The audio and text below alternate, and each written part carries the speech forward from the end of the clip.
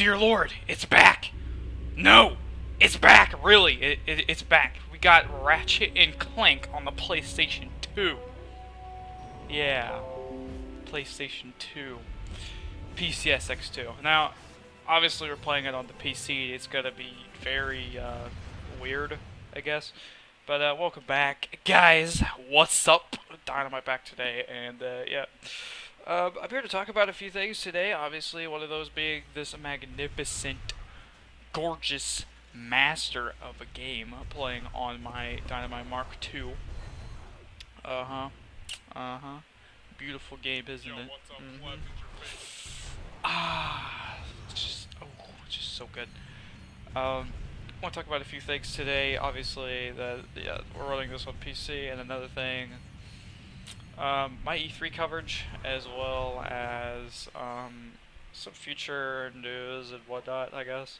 So obviously, concerning E3, a lot of news has already came out for games that I'm actually supposed to be covering, and I decided that I was not gonna cover leaks because, I mean, most of them are probably true, but I don't like to cover rumors and things, and I'll just cover the facts and whatnot. And obviously, the games look, a lot of them look good. I'm supposed to cover. Let me pull up my list. I'm supposed to cover Rockstar news, Titanfall 2, Recore, any Halo news, any Insomniac news, Cuphead news, Watchdog 2 news, PC hardware news. So obviously I'm gonna have to watch the PC show, or whatever the fuck that is. I've never seen it before. The Gears of War 4, Forza Horizon 3, and Windows 10 games. So those are the things I'm supposed to be covering for E3 2016, and those are the games that a lot of you might care about, and you guys have probably seen, you know, Ratchet and Clank on my channel, Forza Horizon 2 on my channel, Forza 6, Halo, of course, and just a bunch of other games on my channel that are really, you know, good, I guess. So obviously I like GTA and stuff as well, so I'm gonna cover open world. I'm gonna cover an open world title and try to look for any Rockstar news or anything reminiscent of that. There's rumors of a Red Dead Redemption 2, obviously, and stuff like that. Obviously, this list is subject to change because there's going to be a lot of new announcements that are going to be made that I'm going to cover as well, and make short videos of them, and make sure to give you guys the deets and the facts, or whatever the fuck that is. And just make sure that you guys get the news and content that you guys want. Guys, girls, whatever the heck. Freaking attack helicopters, whatever the fuck you identify as. Just get you guys the content or whatever. So let's talk about a few things. Obviously, there's gonna be more videos made on this PlayStation 2 fiasco of PCSX2 and how to use it and how the fuck it works and why the hell it's so shit on PC. Obviously, if you aren't in that part of the video, I'm just recording over it. This game runs at like 30 FPS or some shit like that, like something ridiculous. It drops frames all the time. You'll be wondering, how the fuck was the PS2 able to run a master game like Ratchet and Clank going commando at 60 FPS, but your fucking PC with this bomb-ass hardware can't do it? Well, that's because the PlayStation 2 is obviously next-gen hardware. It's they're gonna announce it at E3. It's just the PlayStation 2 is the next fucking console. It's getting revamped. It's called the PlayStation 2 Mark fucking 12 or some shit, and it's gonna feature a i7 12th gen with a ROG Strix GTX fucking 1770. Yeah, that powerful, making 19 teraflops of compute power and just some crazy shit, right? It will be able to play Ratchet and Clank at 60 FPS, and I promise you, I'm just kidding, obviously. That's definitely not fucking happening. It's because the PlayStation 2 ran on a different separate architecture, and it was its own, basically, compute design, and for a computer that is, you know, x86 or whatever, 64-bit,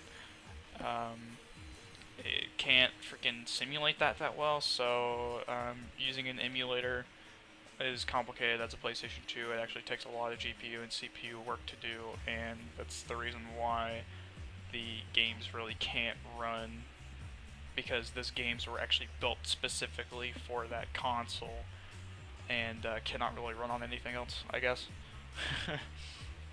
So that's why they're so hard to run on any PC, and that's why you get constant frame drops and problems and shit like that.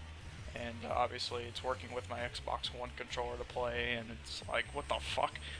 It's like, we this isn't meant to happen like this. Like, it's not how it was designed. So it's obviously gonna have its tweaks and issues and stuff like that. So hopefully, everything gets a little bit better once we pick up some new PC hardware this year. That being for me, 16 gigabytes of HyperX Savage fucking RAM, with ROG GTX or ROG Strix GTX 1070, which is the same card that Marty is getting, and we'll be doing a head-to-head battle between our PCs eventually, and we'll do a big video over that. It's going to be the Dynamite Mark 2.5, I believe is what it's going to be called, because my computer right now is the Dynamite Mark 2.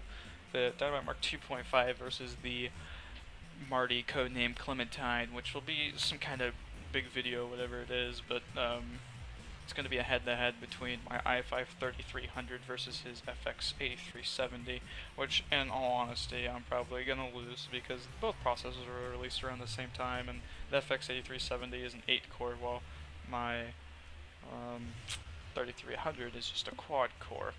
But I am on the Intel side, so I have some efficiency going for me, and maybe a little turbo clock and a little bit of a change or some guide from JSUSense or someone else or some shit like that. I can watch a few videos and touch up on my tech skills. I might be able to overclock my 3300 with my Cooler Master Hyper T4 to really kick some Clementine ass.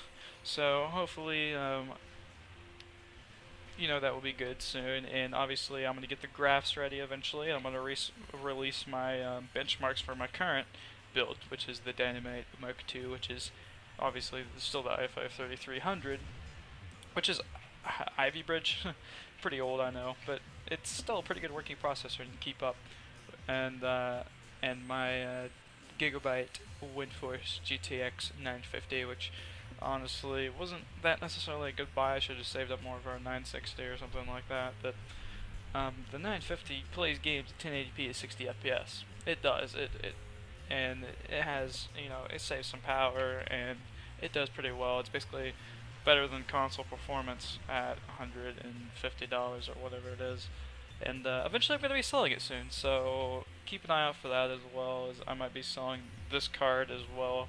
Obviously I clean my PC and take really good care of it, because I watch a lot of enthusiast people on YouTube, and it's really important to take care of your computer, so I'm not going to obviously sell dusty or really shitty parts. I obviously take care of it. So like I said, an i5 3300, 16 gigabytes of HyperX Savage memory, and a pretty bomb-ass GTX 1070 coming straight to the Dynamite system.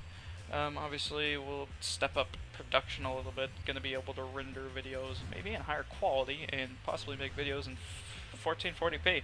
Now, keep in mind that my monitor is a 1080p monitor, and really there's not really much of a reason why I'm buying a 1070. It's just it will give me better performance in games, not by much, but as in terms of 1080p, it's really not going to matter. But I'm going to be able to super sample, which go look at someone's video up on YouTube about what super sampling is, and basically I'll be able to do that, which I can make my games higher resolution, and I can record in higher resolution and upload that to YouTube still, and will still look pretty good.